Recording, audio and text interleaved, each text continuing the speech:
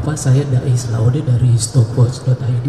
Pertanyaan pertama untuk Pak Hasan. Tadi Pak Hasan sempat mention bahwa pasar modal Indonesia tetap bertahan di emerging market dari hasil indeks MSCI. Nah, apakah kondisi atau posisi Indonesia bertahan di emerging market ini akan sustain atau tetap di rebalancing di bulan berikutnya? Apakah sudah ada evaluasi resmi yang disampaikan oleh MSCI terkait status pasar modal Indonesia untuk emerging market ini, Pak? Mungkin bisa disampaikan. Yang kedua, tadi sempat Bapak menyampaikan bahwa akan mendorong emiten-emiten yang sudah memenuhi persyaratan untuk masuk ke indeks MSCI. Kalau boleh tahu Pak, dari pengamatan OJK maupun SRO, berapa banyak sih emiten atau saham yang berpotensi untuk masuk ke indeks MSCI? Mungkin sektornya apa Pak? Apa yang akan dilakukan oleh OJK dan SRO untuk mendorong supaya emiten-emiten ini bisa tembus ke indeks MSCI, dan apakah hal ini sudah sempat dimention Pak ke MSCI? Terima kasih. Baik, langsung dijawab ya, terima kasih. Jadi teman-teman sekalian, tentu indeks provider global ya, baik MSCI, FTSE dan lainnya, itu memiliki siklus kegiatan. Ada yang bersifat review dari indeks yang seperti MSCI lakukan hari ini dan sebagainya. Ada juga nanti upaya mereka untuk melakukan market classification atau klasifikasi kelas pasar. Nah, tentu kita ikuti siklus itu, tapi kami tidak ragu untuk melakukan berbagai langkah proaktif. Jadi setelah ini pun upaya untuk pertemuan berkala secara intens baik di tingkat pengambil keputusan maupun teknis tetap akan kita lakukan. Dan dalam setiap kesempatan itu kami secara terbuka juga meminta pandangan dan tanggapan dari masing-masing. Sejauh mana upaya menghadirkan transparansi sudah dirasakan memadai atau belum. Dan setiap permintaan tambahan yang disampaikan itu tentu akan kita respon dengan baik sepanjang sesuai dengan ketentuan dan comparability. Artinya kalau diperbandingkan, standar yang sama juga berlaku di pasar yang lain.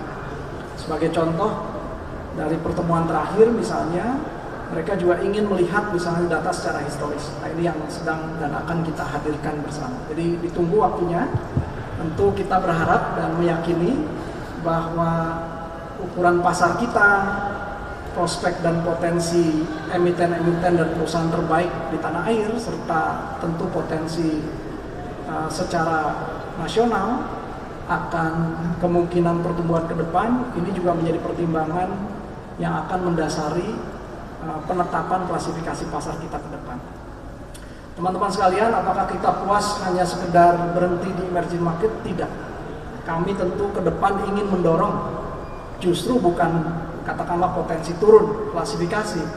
Kita punya potensi sebenarnya untuk mendorong pasar kita bahkan maju dan masuk ke klasifikasi di atasnya. Tapi ini semua harus kita lakukan secara baik dalam konteks program dan kegiatan strategis yang terukur dan terencana. Nah, itu yang akan kita hadirkan. Sebetulnya reformasi integritas pasar modal ini tidak berhenti di reformasi integritas. Kalau teman-teman mencermati dari 8 rencana aksi, ada aspek pendalaman pasar, likuiditas, dan enforcement yang akan kita kedepankan. Nah, ini erat kaitannya dengan kriteria di developed market misalnya, atau advanced market.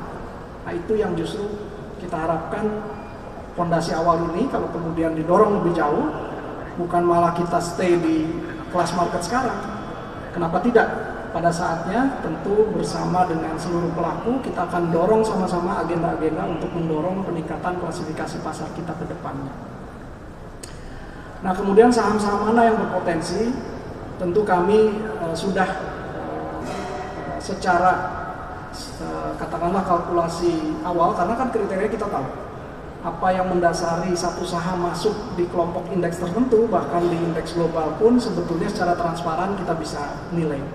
Nah, kalau teman-teman nanti mencermati, sebetulnya ada banyak saham-saham lain yang berpotensi masuk di small cap index misalnya, masuk di standar index dan sebagainya. Cluenya sedikit ya, minimum kalau kita lihat nih yang small cap index yang kemarin diumumkan MSCI keluar, sebetulnya kalau kita lihat tidak semuanya keluar karena turun, tapi justru karena naik. Hanya karena untuk sementara waktu kebijakan mereka sedang ada freeze atau atau pembekuan tidak adanya ke kelompok indeks Indonesia, maka saham-saham itu tertunda masuk. Itu mungkin bahasa yang bisa kita sampaikan. Kapan saatnya bisa kita dorong masuk? Tentu setiap siklus berikutnya kita harapkan kita bersama emiten-emitennya betul-betul siap pada saatnya. Jangan sampai yang seharusnya sudah masuk ini dan belum atau tertunda ini justru pada kesempatan berikutnya turun kelas gitu ya. Nah ini yang salah satu upaya nyata yang akan kita lakukan.